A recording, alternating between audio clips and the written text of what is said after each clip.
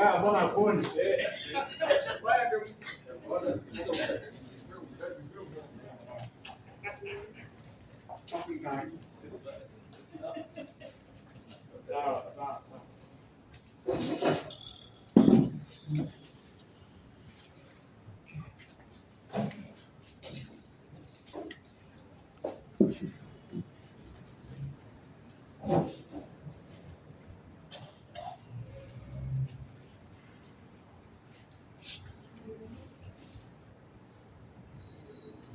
name is Stella, in charge of communication details.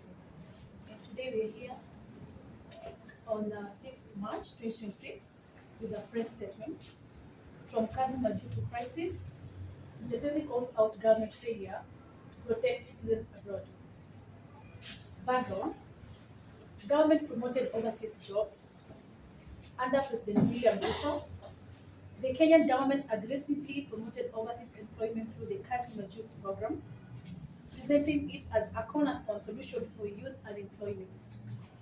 The Ministry of Labour, CS Alfred mutua, and the State Department of Diaspora Affairs, PS Roslyn Jogu, actively facilitated recruitment drives, partnerships with Gulf employers, and verification processes, framing these overseas jobs as safe, structured, and essential for national development. Families were assured that the government was investing in the welfare and protection of citizens it encouraged to leave the country. The message was clear. Kenyans were to see Middle East employment as a trusted, government-backed opportunity. Government's inaction during the crisis. Today, Mtetezi, a grassroots economic justice movement, is shocked and outraged at the government's failure to act decisively amid the ongoing Middle East conflict, which now places over 500,000 workers at a grave risk. President Ruto has now limited his engagement on the crisis to social media statements, offering empty reassurance with no actionable evacuation plans. PS Njogu has avoided media appearances, failing to provide clear guidance of reassurance to families desperately seeking information. CS Mudavadi issued a careless directive that Kenyans must return at their own expense, a stance both insensitive and inconsistent with prior government advocacy for employment abroad. CS Mutua has remained silent, abandoning his responsibility to safeguard the citizens his ministry once actively deployed. This is a glaring betrayal of the social contract. Citizens were encouraged, often actively, to travel abroad. Yet the government now refuses to offer protection, evacuation, or a verified challenge for assistance, leaving citizens exposed in a conflict zone. Families suffering. Mtetezi speaks directly for the thousands of families living in fear as their loved ones face daily danger. Many households have no reliable means of verifying the safety of relatives, forced to depend on social media posts, rumors, and unverified messages. Parents, spouses, and siblings endure relentless anxiety, sleepless nights, and mental torment, while the government continues to issue a vague advisories instead of decisive action.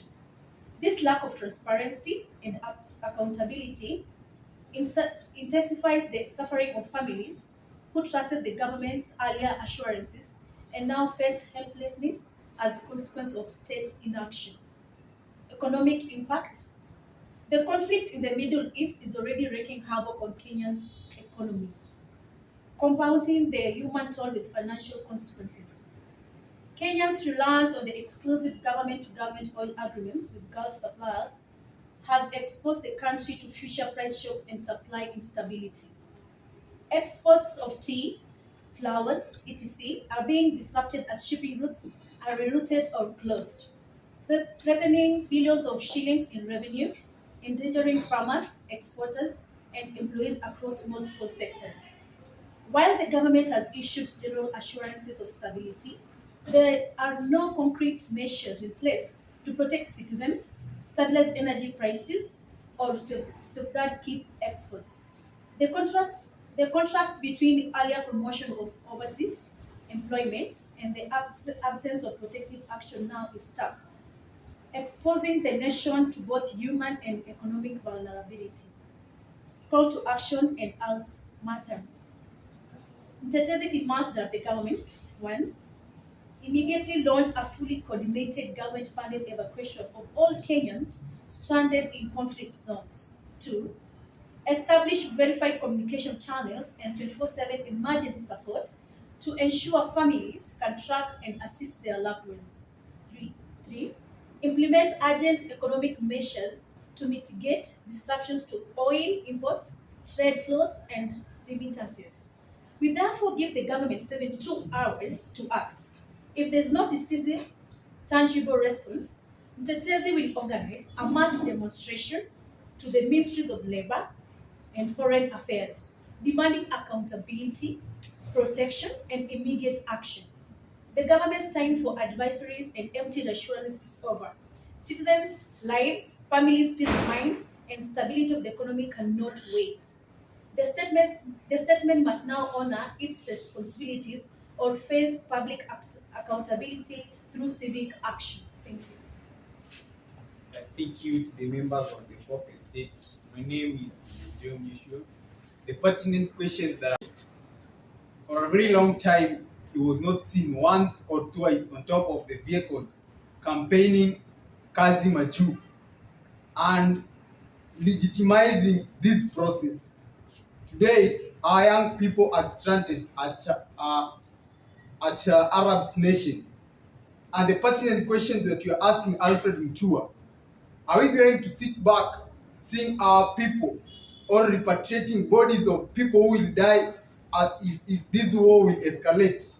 Because we've seen you've decided not to give even a single statement, yet you've been exporting our young people like sweet potatoes to Arab nation to seek for opportunities.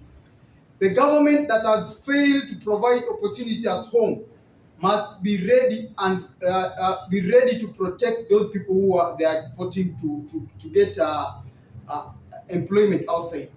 Us as young people, the pertinent question that you are asking today, Alfred Mutua, together with the cabinet secretary, the cabinet secretaries in charge of labor, that us we won't sit behind seeing our people stranded.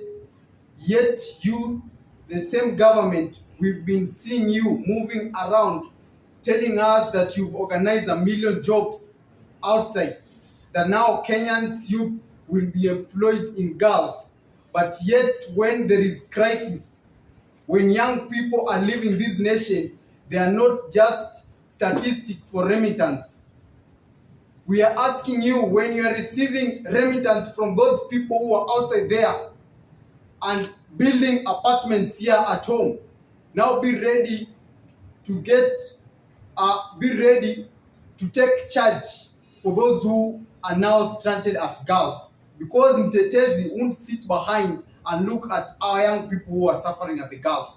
We've seen the way the war is escalating, and we won't allow you to do repatriation of bodies.